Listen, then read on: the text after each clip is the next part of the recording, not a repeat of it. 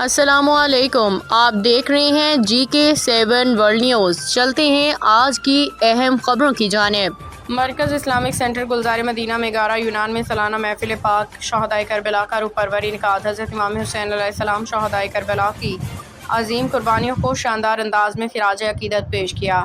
خالق چیمہ میگارہ یونان مرکز اسلامک سینٹر گلزار مدینہ میگارہ یونان کے زیر اہتمام جگر گوشہ رسول حضرت فاطمہ الزہرا سلام اللہ علیہا کے فرزند نماسہ رسول صلی اللہ علیہ وسلم سید الشہداء امام حسین علیہ السلام اور دیگر شہدائے کربلا کے عظیم یاد میں سالانہ محفل پاک انتہائی عقیدت و احترام روحانی ماحول میں منعقد ہوئی۔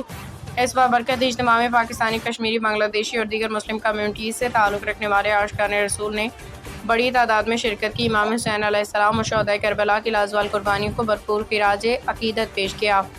محفل کا باقاعدہ آغاز تلاوت کلام مجید سے ہوا، جس کی سعادت حافظ امان اللہ نے حاصل کی۔ اس موقع کے بعد میاں طارق محمود نے بارگاہ رسالت مآب رسول اللہ صلی اللہ علیہ وسلم کی میں نعت رسول مقبول پیش کی، جبکہ محمد اختر نے حضرت امام حسین علیہ السلام کی شان میں انتہائی پرسوز منقبت پیش کی، جس سے محفل پہ ایک روحانی کیفیت طاری ہو گئی اور حاضرین کی آنکھیں اشکبار ہو گئی۔ محفل سے خصوصی خطاب کرتے ہوئے امام مسجد گلزار مدینہ میگارہ حافظ امان اللہ نے واقعہ کربلا کی عظمت، فلسفہ شہادت اور حضرت امام حسین علیہ السلام کی بے مثال قربانیوں پہ تفصیلی روشنی ڈالی۔ انہوں نے کہا کہ کربلا محض تاریخ کا ایک واقعہ نہیں، بلکہ یہ حق و باطل کے درمیان فیصلہ کن معرکہ اور رہتی دنیا تک کے لیے صبر، استقامت، احسار، عدل، شجاعت اور دین اسلام کی سربلندی کا روشن مینار ہے۔ انہوں نے کہا کہ حضرت امام حسین علیہ السلام نے اقتدار پہ دنیاوی مفادات کے لیے نہیں، بلکہ دین اسلام محمدی کی بقا، حق کی سربلندی، امت کی اصلاح کے لیے اپنی جان، اپنے اہل بیت اور جانثار ساتھیوں کی عظیم قربانیاں پیش کی۔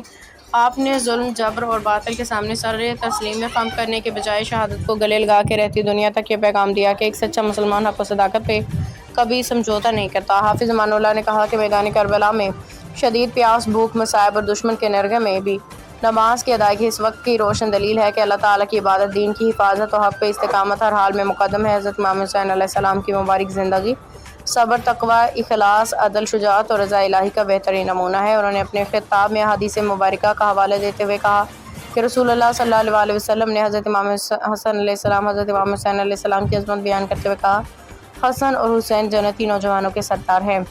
اسی طرح حضور نبی کریم صلی اللہ علیہ وسلم نے حضرت امام حسین علیہ السلام سے اپنی محبت کا اظہار کرتے ہوئے فرمایا، حسین مجھ سے ہے اور میں حسین سے ہوں۔ اللہ تعالیٰ اس شخص سے محبت فرماتا ہے جو حسین سے محبت کرے۔ انہوں نے کہا کہ ان مبارک ارشادات سے واضح ہوتا ہے کہ اہل بیت اطہار سے محبت ہر مسلمان کے ایمان کا لازمی حصہ ہے، جبکہ حضرت امام حسین علیہ السلام کی سیرت پہ عمل کرنا امت مسلمہ کی کامیابی اور فلاح کا راستہ ہے۔